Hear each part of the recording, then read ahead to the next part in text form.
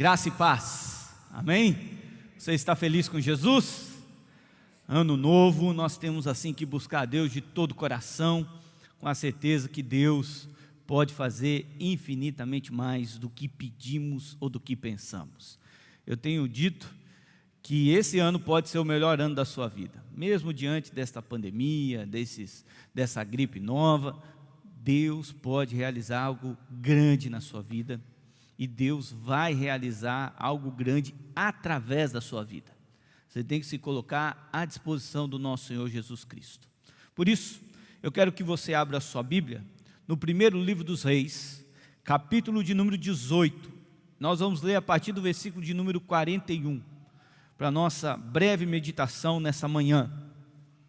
Primeiro livro dos Reis, capítulo de número 18, a partir do versículo de número 41. Abra aí a sua Bíblia e vamos ler esse texto juntos. Acompanhe comigo a leitura, que é a palavra de Deus, e a palavra de Deus fala ao nosso coração, ela penetra o nosso coração. Diz assim a palavra do eterno e bom Deus: Então disse Elias a Acabe: sobe, come e bebe, porque já se ouve ruído de abundante chuva. Subiu Acabe a comer e a beber. Elias, porém, subiu ao cimo do Carmelo, e encurvado para a terra, meteu o rosto entre os joelhos, e disse ao seu moço: sobe e olhe para o lado do mar. Ele subiu, olhou e disse: não há nada. Então lhe disse Elias: volta. E assim sucedeu por 7 vezes. A 7ª vez disse: eis que se levanta do mar uma nuvem pequena, como a palma da mão do homem. Então disse ele: sobe e dize a Acabe: aparelha o teu carro e desce, para que a chuva não te detenha. Dentro um pouco, os céus se enegreceram, com nuvens e vento, e caiu grande chuva. Acabe subiu ao carro e foi para Jezreel. A mão do Senhor veio sobre Elias, o qual cingiu os lombos e correu adiante de Acabe, até a entrada de Jezreel. Oremos ao Senhor, feche seus olhos. Eterno Deus, o Senhor é soberano, e não há outro como o Senhor. Tu és tudo o que precisamos e necessitamos. E nesta manhã, o Senhor nos reuniu aqui, para ouvir a Tua palavra, para sermos ministrados pela Tua palavra. Palavra esta que não volta vazia, Senhor. Ela encontra um lugar no nosso coração, e ela cumpre o propósito que o Senhor já decidiu na eternidade. Por isso, livra-nos, ó Deus, de todo mal nesse momento, que as nossas mentes e o nosso coração estejam atentos para ouvir a voz do Senhor, em nome de Jesus, amém. Queridos irmãos, eu estou convencido que Deus tem para nós uma vida abundante. Eu creio que a partir do momento que Cristo entrou no nosso coração, mudou a nossa vida, nos libertou da culpa do pecado, nos libertou do poder do pecado, nos libertou da escravidão do pecado. Ele mudou o nosso viver, para que possamos viver uma vida abundante, sermos verdadeiros filhos de Deus, cheios do Espírito Santo, agarrados no nosso Senhor Jesus, prontos para sofrer o que tiver que sofrer, mas com a certeza de que Ele está conosco. Mesmo em dias como esses que nós estamos vivendo, dias difíceis, seja do ponto de vista da saúde, seja do ponto de vista econômico, seja do ponto de vista moral, Deus nos chamou para vivermos este tempo. E este tempo pode ser uma grande oportunidade para você viver o exponencial de Deus na sua vida. Esse momento é um momento exato que Deus te plantou nesta terra. Na eternidade, Deus já havia decidido tudo. e havia decidido que você ia estar vivendo nesse tempo. Agora, podemos viver uma vida medíocre, ou podemos viver uma vida cheia da graça de Deus, cheia do poder de Deus. Quando se inicia o novo ano, parece que algo automático na nossa mente, no nosso coração, é fazermos planos, é pensarmos no ano vindouro. Esse ano eu vou fazer muitas coisas. Mas o que mais temos que pensar e colocar como alvo e objetivo na nossa vida é vivermos uma vida abundante, cheia de Deus, cheia da graça de Deus. Você precisa nesse ano 2022 turbinar a sua vida de oração, turbinar a sua vida de leitura da palavra de Deus, turbinar os relacionamentos, a generosidade. Você precisa viver Deus na sua vida, viver Jesus no seu coração, independente das circunstâncias. Observe comigo que o texto que nós lemos tem como personagem central Elias. Elias que está diante de uma grande seca que ele mesmo profetizou, 3 anos e meio sem chuva. Ele sobe ao cume do Monte Carmelo. O Monte Carmelo é chamado também Monte do Carmo, que é uma montanha na costa de Israel, em que dá de frente para o Mediterrâneo. É nesse monte que acontece esta história que nós acabamos de ler, que é intitulada na nossa Bíblia como Elias ora para que chova. Observe que quando olhamos para a vida do profeta Elias, nós podemos enxergar que ele viveu vários momentos interessantes, porque o viver, a vida, não é uma linha linear, é de altos e baixos.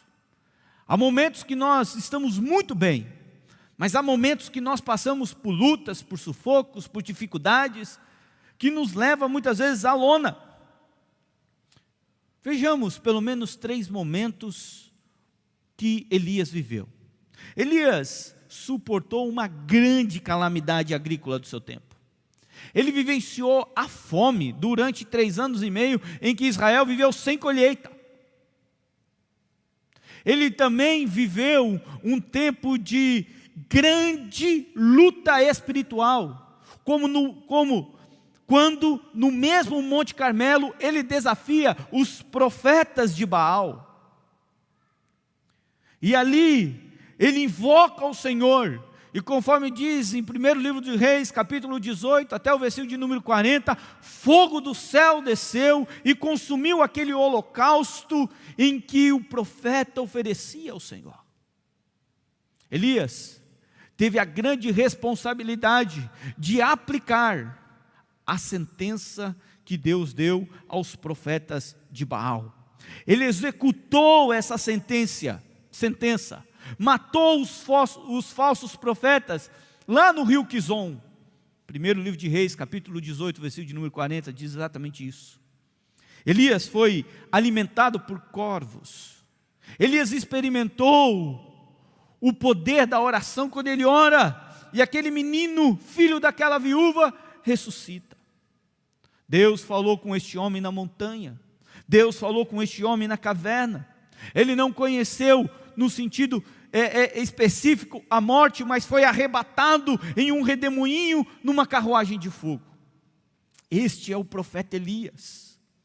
Porém, a época que ele está vivendo era uma época muito complicada. Era uma época de calamidade. Além das questões naturais pela falta de água, havia também as questões morais. Neste tempo que Elias está profetizando, o rei de Israel é um homem chamado Acabe. E observe que após Davi, o reinado de Davi e o reinado de Salomão, com a divisão entre reino do norte e reino do sul, Israel dividindo-se em 2, o reino do norte, conhecido como Israel, só teve reis ruins. Antes de Acabe houve 7 reis. Permita-me falar o nome deles. O primeiro, Jeroboão, produziu ídolos, se afastou do Senhor.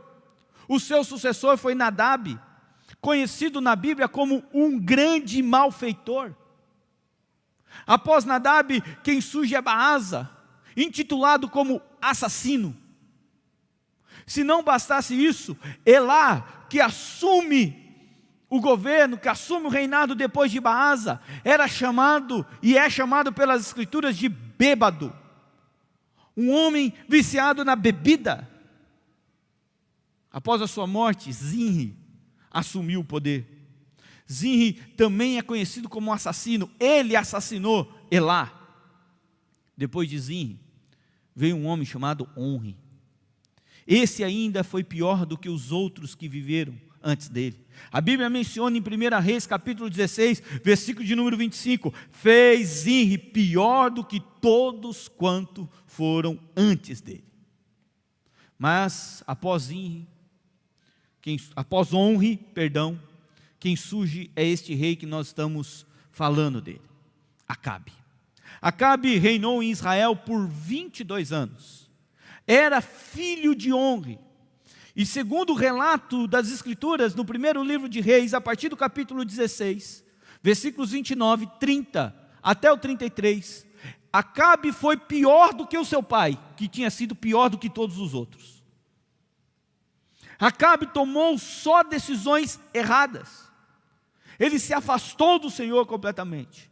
Aqui cabe uma pergunta: qual é o tamanho da maldade desse homem? E a Bíblia nos ensina que o pecado dele foi maior do que o seu pai. Na verdade, a palavra pecado não significava nada para Acabe. Acabe era tão mal, que casou com uma esposa pior do que ele. Ele casou com uma mulher chamada Jezabel, idólatra. Ela cultuava a Baal e levou Acabe e todo Israel a oficializar a adoração a Baal. O próprio Acabe abandona o Senhor e se torna um adorador fervoroso de Baal. Os historiadores dizem que a rainha Jezabel, mulher de Acabe, era uma mulher má por trás de um homem mau.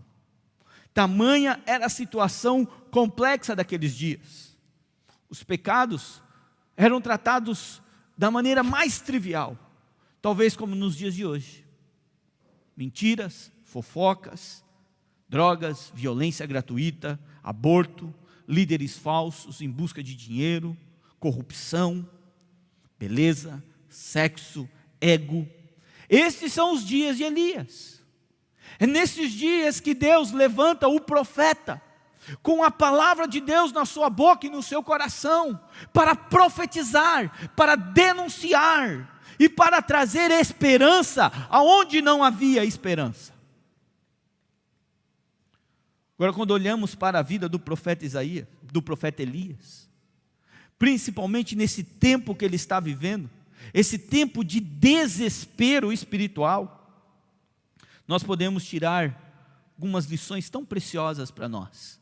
Por isso, nessa manhã, eu quero compartilhar o seguinte tema com os irmãos: 5 atitudes para viver o exponencial de Deus na sua vida.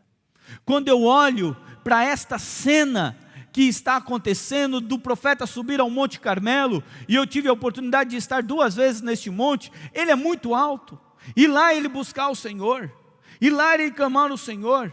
As atitudes deste homem me ensina que se eu aplicar as mesmas atitudes na minha vida, eu vou viver o exponencial de Deus, independente do tempo, do momento que eu estou vivendo. E observe que muitas vezes nós corremos atrás daquilo que é errado. Nós achamos que vida abundante, uma vida exponencial com Deus, é uma vida próspera materialmente. Isso é consequência, não pode ser alvo, não pode ser objetivo. Meu objetivo tem que ser agradar ao meu Senhor, ao meu Salvador, ao meu Senhor Jesus Cristo. E quando eu busco, Ele, por misericórdia e graça, me abençoa com tantas bênçãos espirituais, como Paulo vai dizer em Efésios, com toda sorte de bênçãos espirituais. Mas eu tenho que ter essas 5 atitudes. E a primeira delas eu encontro no versículo de número 42. Lê comigo. Subiu Acabe a comer e a beber. Elias, porém, subiu ao cimo do Carmelo e, encurvado para a terra, meteu o rosto entre os joelhos. Porém, subiu ao cimo do monte Carmelo. A primeira atitude para você viver o exponencial de Deus na sua vida é: tenha tempo para Deus. Tenha tempo para Deus. A palavra que mais importa aqui, tempo. Porque nós vivemos numa correria. Nós achamos que quando veio a pandemia e fechou tudo, começou-se os trabalhos online, olha que palavra bonita, home office. A gente achou que tudo seria maravilha e não foi. As pessoas tendo que ficar dentro de casa, tendo que trabalhar dentro de casa, com o filho correndo, com o marido no outro quarto, com o filho tendo aula, essas coisas todas nos deixaram loucos. E sabe o que nós nos esquecemos? Tempo para Deus. E sabe qual é um grande problema dos nossos dias, dessa sociedade moderna, líquida que nós estamos vivendo? É que não há tempo para nada. As 24 horas parece que se tornaram 12 horas. A grande verdade é que se filmarmos o nosso coração, nós não estamos vivendo para Deus. Nós não estamos tendo tempo para Deus, mas temos tempos para outras coisas. Temos tempo para as redes sociais, temos tempo para conversas infinitas no WhatsApp. Mas não temos tempo para ficarmos de joelhos na presença do Senhor. Eu não estou falando de você vir à igreja uma vez por semana, 1h30 de culto, 2 horas no máximo. É desse tempo que eu estou falando. Eu estou falando de uma vida com Deus, de ter um tempo para o Senhor. Foi o que Elias fez, em meio a todo o burburinho, em meio a todo o caos do seu tempo, da sua hora. Ele vai para o Monte Carmelo e vai orar ao Senhor. Nós precisamos ter tempo para Deus. Quantas horas passamos vendo algumas coisas no celular, reels, stories, tudo para saber da vida dos outros, ou para que os outros saibam da nossa vida, e não temos a mesma disposição de estarmos com Deus. Quando você quiser se aproximar do coração de Deus, será preciso, será necessário afastar-se do burburinho, da confusão e das distrações. Busque ao Senhor. Decida no seu coração levantar 30 mais cedo. Decida no seu coração e dormir 30 mais tarde, mas ter um tempo com Deus. Observe que Abraão, quando sempre estava carregado de problemas e dificuldades, ele voltava com frequência a Betel. Betel, que significava a casa de Deus, o lugar onde pela primeira vez ele construiu um altar ao Senhor. Ele se voltava para lá para buscar a Deus, para orar ao Senhor. Você precisa ter o seu tempo a sós com Deus. Deus precisa te encontrar lá no seu quarto, onde ninguém está vendo, onde não dá ibope, onde só está você e Ele. Chega de dizer, estou ocupado demais para deixar de orar. Se você quer viver o exponencial de Deus na sua vida, se você quer viver um tempo cheio de graça, de poder de Deus na sua vida, tire um tempo para Ele. Tire um tempo para Deus. Medite na palavra do Senhor. Veja, nem sempre o que é urgente é importante. As coisas importantes devem vir ser a primazia do nosso coração. Outra coisa importante para nós, não se esqueça disso. Deus tem que ser sempre o primeiro na nossa vida. Tem que ser sempre o primeiro na nossa vida. Fale com Ele, tire um tempo para Ele, ore e busque ao Senhor. Segunda atitude de Elias, para vivermos o exponencial de Deus. está no próprio versículo de número 42. Olha o que diz a parte C, a última parte deste versículo. E, encurvado para a terra, meteu o rosto entre os joelhos. Humilhe-se. Humilhe-se. A palavra humildade, até antes de Jesus, era usada como se fosse um palavrão, um xingamento. Jesus dá uma nova conotação a essa palavra, quando Ele nos ensina a respeito da humildade. Mas eu não estou dizendo uma humildade frajuta, uma humildade hipócrita, não. A melhor atitude na oração é a humildade. Não queira você achar que pode determinar as coisas para Deus. Não queira você achar que pode chegar diante de Deus e dizer o que é melhor para a sua vida. Não. Você tem que orar com humildade, como o Senhor Jesus nos ensinou no Sermão da Montanha, a respeito da oração do Pai Nosso: seja feita a tua vontade. A minha vontade é esta, Senhor, mas seja feita a tua vontade. Isto é humilhar-se, é depender do Senhor. Elias nos serve de um fabuloso exemplo. Ele se humilha. Apesar de Elias ter vivido uma grande conquista, ter matado os profetas de Baal, ele não se esqueceu de quem está no trono é o Senhor. Alguns de nós só falta dizer: sem mim nada podeis fazer. Alguns de nós querem determinar o que é bom e o que é ruim para nós. Nós devemos deixar isso nas mãos do nosso Senhor, do nosso Deus Todo-Poderoso. Observe que a humildade é um princípio que o apóstolo Pedro mencionou séculos atrás. Em 1 de Pedro capítulo 5, versículo 6, ele diz: humilhai-vos, portanto, sob a poderosa mão de Deus, para que Ele, em tempo oportuno, vos exalte. Dependa do Senhor. Humilhe-se diante de Deus. Quanto tempo você não dobra os seus joelhos na sua casa e se humilha diante do Senhor, dizendo: Deus, eu não posso, eu não consigo, eu não tenho forças, mas o Senhor pode tudo, louvado seja o Senhor. Eu não consigo ir, mas o Senhor pode ir por mim. Eu não consigo convencê-lo, eu não consigo convencê-la, mas o Senhor pode tocar com a sua graça irresistível. Humilhe-se. Humilhe-se.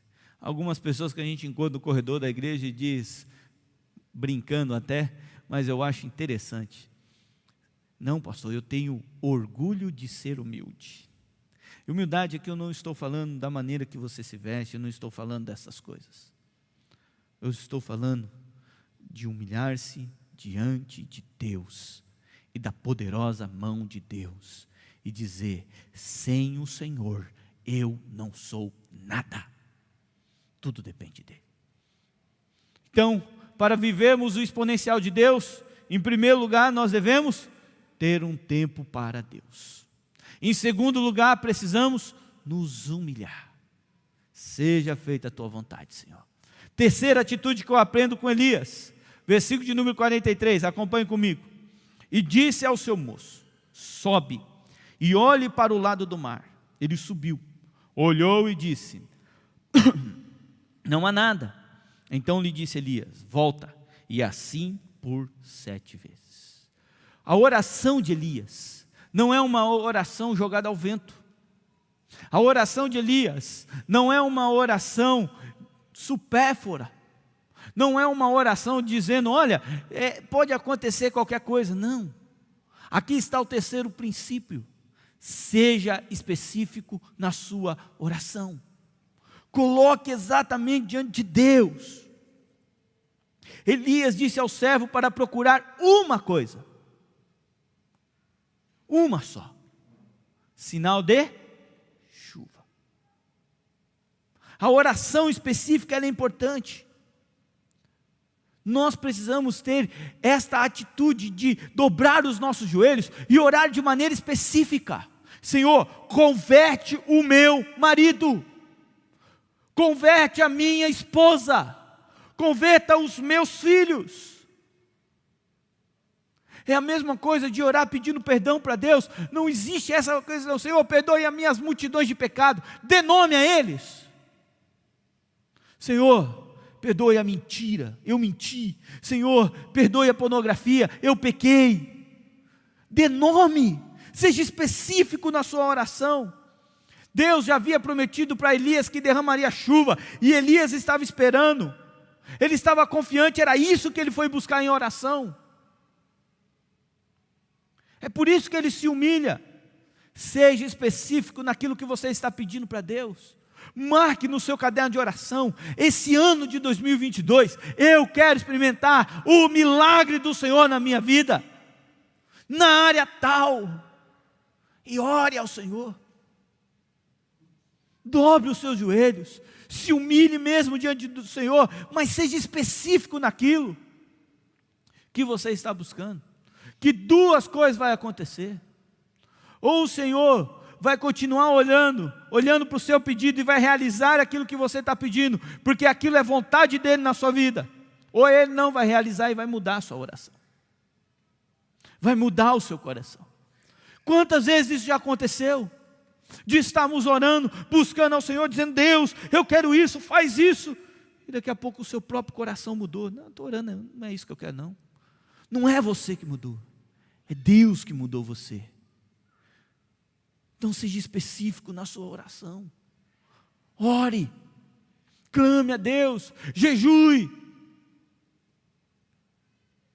Quarta atitude, para vivermos o exponencial de Deus na nossa vida. Para você não esquecer: primeira, tenha um tempo para Deus. Segunda, humilhe-se. Terceiro, seja específico na sua oração. Quarto, seja persistente. Perseverança. Observe o versículo de número 43, o finalzinho dele, que diz lá: não há nada. Então lhe disse Elias: volta. E assim o fez por 7 vezes. Olha aqui para mim, vamos filmar o nosso coração aqui nessa manhã. Imagine você orando, dizendo: Senhor, faz chover. E alguém vai lá a primeira vez e diz: não tem nada não, o céu está limpinho, céu de Cuiabá, azul e sol quente. Segunda vez, terceira vez, na quarta vez talvez você estivesse já se indagando: será que eu estou orando certo? Será que é isso mesmo que Deus quer? Na quinta vez você já estava desistindo. Elias perseverou. A prova normalmente vem quando precisamos esperar e perseverar na oração. Observe que as Escrituras já nos ensinou que a dor, o sofrimento, o choro pode durar uma noite, mas a alegria vem pela manhã. Os dias ruins, os dias difíceis, eles vão passar. Continue persistindo, continue orando. É necessário esperar, para que aprendamos a respeito da paciência, para que possamos aprender a respeito da perseverança. O tempo de Deus, o relógio de Deus não é o nosso. Tudo na nossa geração é muito rápido, nós queremos as coisas rápidas. Nós somos assim, mas Deus não é assim. Deus não age no nosso tempo, Deus age no tempo dele.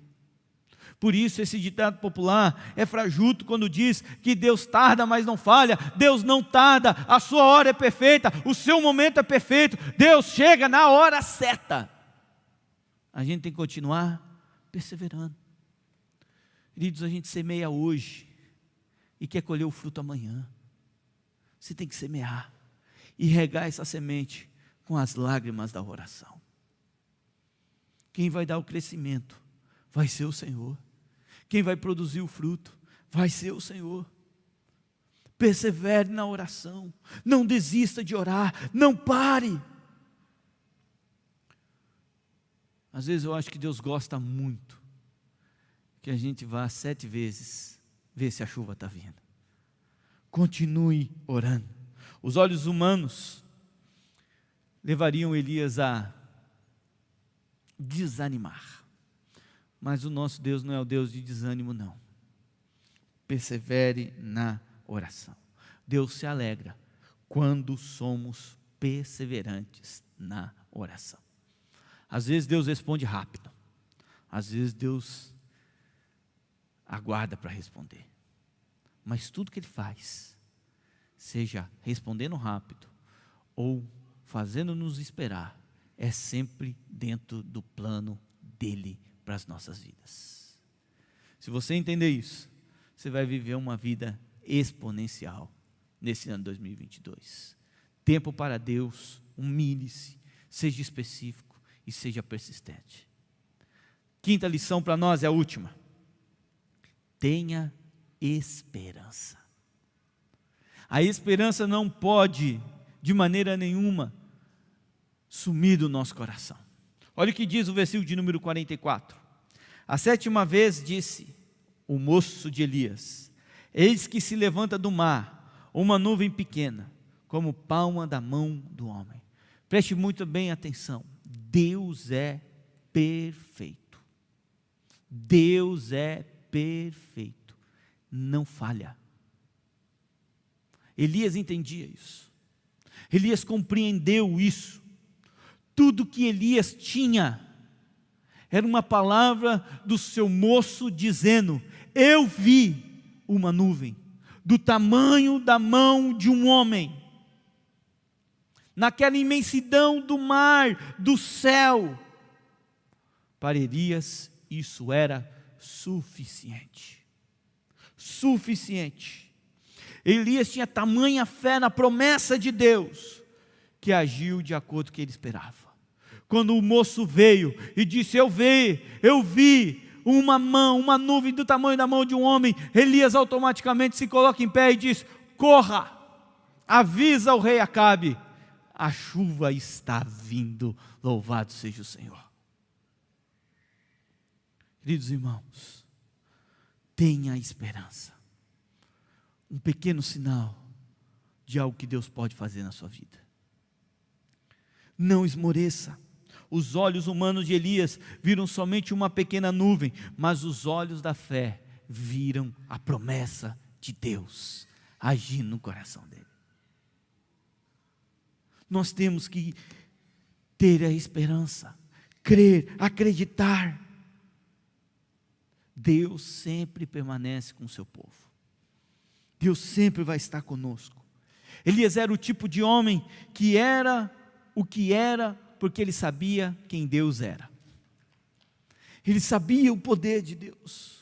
Pelo fato de Deus ser um Deus vivo, Elias foi capaz de orar com ele, orar por ele, melhor dizendo, orar a esse Deus Todo-Poderoso, e confiar nesse Deus Todo-Poderoso. Elias sabia que Deus não deixava de cumprir a sua palavra em momento algum. Então ele sabia em quem ele podia descansar, que ele tinha esperança, de que quando Deus falou que ia chover, iria chover. Ele podia obedecer. Pelo fato de Deus cuidar sempre do seu povo, Elias pôde experimentar a provisão de Deus.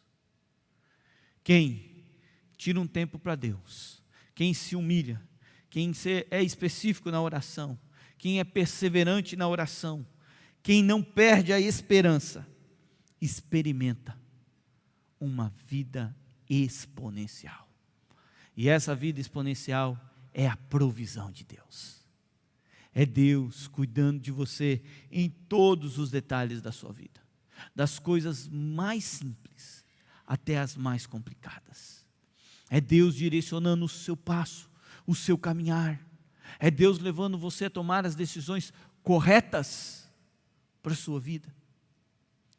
É Deus direcionando o seu viver. Aí sim, você vive uma vida abundante, cheia da graça de Deus. Versículo de número 45. Dentro em pouco, os céus se enegreceram, com nuvens e ventos, e caiu grande chuva. Acabe subiu ao carro e foi para Jezreel. Aqui se cumpre o que outrora era uma nuvem do tamanho da mão de um homem, agora se torna um grande dilúvio, uma grande chuva. O milagre de Deus aconteceu. E às vezes, o agir de Deus na nossa vida acontece com uma coisa pequena. É uma mão. É uma nuvem do tamanho da mão de um homem. Mas esse é o sinal que Deus está cumprindo a promessa dele na nossa vida. Tenha esperança. Confie no Senhor e viva o sobrenatural dele na sua vida. Amém? Vamos ficar em pé e vamos orar ao Senhor nesse momento. Feche seus olhos. Se você puder, coloque a mão no seu coração. Você quer viver uma vida exponencial? Tenha essas 5 atitudes. Tenha um tempo para Deus. Aproxime-se do Senhor. Se afaste do burburinho, da confusão, do barulho, das distrações. Humilhe-se. A melhor atitude na oração é a atitude da humildade. Da humildade. Seja específico. O que você deseja. Coloque diante do altar do Eterno. Seja perseverante, persistente. Não desanima não. Continue aí prostrado na oração. E tenha esperança. Tenha esperança. Final do ano de 2002. Quero concluir com essa história. A minha turma no seminário foi fazer uma viagem missionária em Minas Gerais, lá em Varginha. E nós chegamos e passamos 15 dias na igreja ali. Pastor plantando a igreja, e nós fomos evangelizar a comunidade. E eu fui com meu amigo, 2 amigos, e saímos entregar folhetos de casa em casa. E essa experiência marcou a minha vida e meu ministério. Nós batemos numa casa, e ninguém atendia. E batimos de novo, batemos palma, de casa em casa. Mas essa casa ninguém atendia. Meus amigos falaram, vamos embora, não tem ninguém aí. Eu falei, vamos mais uma vez. Batemos na porta de novo, no portão daquela casa. Saiu uma senhorazinha, 80 anos de idade, morava sozinha. E ela saiu com lágrimas nos olhos. E ela abriu o portão e disse, vocês são os anjos que Deus mandou aqui? Nós falamos, não, a gente não é anjo não, estamos longe disso. Ela falou, não, porque eu estava agora orando, dizendo, Jesus, eu não tenho como ir em nenhuma igreja, até hoje eu fui católica, mas eu quero entregar o meu coração para o meu Salvador, eu não quero mais ídolos, eu não quero mais nada, mande 3 anjos aqui, para falar do seu amor para mim. Aquela mulher foi específica na oração, perseverou na sua oração. Nós pregamos o evangelho para ela. Ela foi à igreja. O pastor discipulou ela.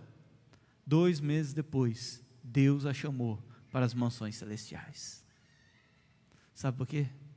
Deus cumpriu a sua palavra. Quando você orar, Deus vai agir segundo a vontade dEle. Oremos ao Senhor. Faça a sua oração. Viva o exponencial de Deus para a sua vida. Senhor Deus e Pai, louvado seja o Teu santo nome. Que possamos, ó Deus, aprender com Elias, a tirarmos um tempo a sós, para ficarmos com o Senhor. Desocupar a nossa mente. Oh Deus, nos dê força para isso. Às vezes a correria do dia a dia, do trabalho, da criação dos filhos, tira tanto o nosso tempo, Deus. E nós, às vezes, passamos o dia inteiro sem falar com o Senhor. Muda isso, Senhor, dentro de nós. Nós queremos aplicar ter um tempo para o Senhor. Oh Deus, seja feita a tua vontade. Nós nos humilhamos, nós sabemos que a nossa vontade ela não é boa, mas a sua vontade, ó Deus, ela é boa, ela é perfeita, ela é agradável. Deus, ajuda-nos a orar de maneira específica. Oh Deus, não permita que nós venhamos a desanimar, mas nos anime nesta manhã, para orarmos com perseverança, com persistência, Senhor. Oh Deus, renove o nosso coração, a esperança, na sua palavra, nas suas promessas, nas escrituras sagradas. Esteja conosco, Deus, em nome de Jesus. Vamos louvar o Senhor.